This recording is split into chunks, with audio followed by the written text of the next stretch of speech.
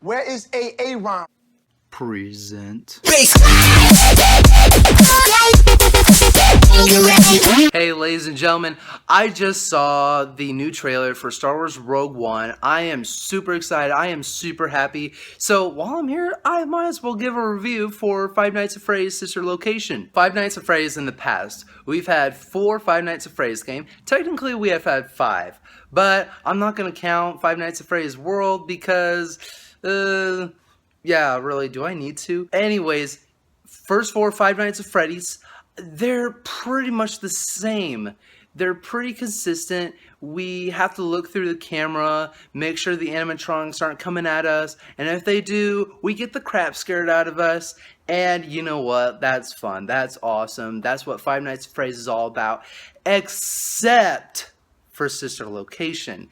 You see, Sister Location is the first successful spin-off that Scott Cawthon has made. I want to applaud this man, Scott Cawthon. He has really put a lot of effort into this game, and he gives us a rich, new, horrifying, creepy Five Nights at Freddy's experience. Instead of just looking through cameras, you have to explore the entire Sister Location and fix all the electrical and power things that the animatronics supposedly had broken. And while you're trying to fix things, the animatronics, they try to kill you and stuff. Ooh, it is super creepy. Sister Location puts you through so many horrifying scenarios besides just being locked away in one room and waiting for animatronics to come kill you.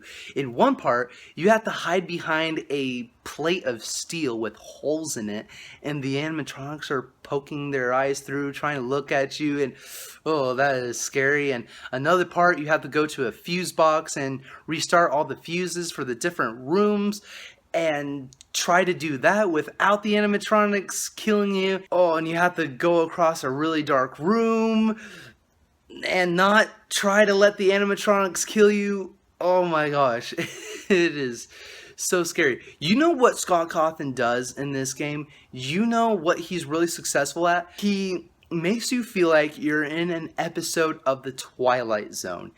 No, not Stephanie Meyer's Twilight. No, that is disgusting.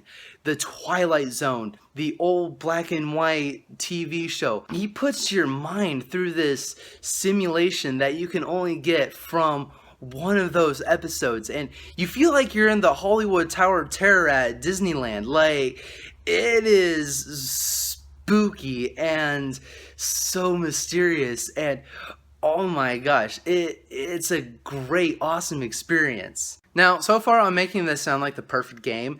It's definitely not. This game, Five Nights at Freddy's Sister Location, I feel like is solely intended for Five Nights at Freddy's fans. You know, there's no story to this game. Just like the other 4 Five Nights at Freddy's game and Five Nights at Freddy's World, I guess, if you want to talk about that. There's no real story with any of those games. The real story is hidden in the fine print of the game, in the small, teeny tiny detail. Nothing has changed with Sister Location. If you've understood the references and the symbolism of past games, you should be able to understand this game no problem, especially if you watch Matt Pat's game theories about these games. You'll understand it. Besides the hardcore audience of these video games, I feel like the general audience will look at this game and they might be in it to get scared or spookified. The mechanics of it are weird. They're weird to get used to. Like, you definitely don't understand it right away. That's another thing. Voiceover. There's voiceover in this game. So there's a little voice to guide you. She tells you what to do. But like, when it comes down to the parts where it's a matter of life or death, like, you better know how to play this game, it's really confusing. Like, you don't know how it all works right away. It's a thing of trial and error, and so that's something that might discourage the general audience. Hardcore fans of Five Nights at Freddy's will stick with it, but the general audience, maybe not so much, I feel like. Besides that, I can tell, it is very visible that Scott Cawthon has put his heart and soul into this game. He definitely raised the bar for point and click horror games. Between Five Nights at Freddy's 4 or Five Nights at Freddy's World and Sister Location, there were a lot of spin-off games that came up for this, like a lot of knockoffs. Scott Cawthon was like, you know what, I'm just gonna make my franchise even cooler, and that's exactly what he did. I feel very comfortable with giving Five Nights at Freddy's Sister Location 4 out of 5 stars.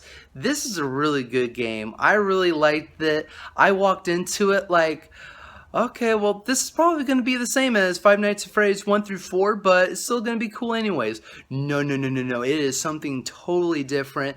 It is a cool, awesome spin-off. I enjoy it really much. It is great, and other people who want to get the crap scared out of them too, they're going to like it too. It's good.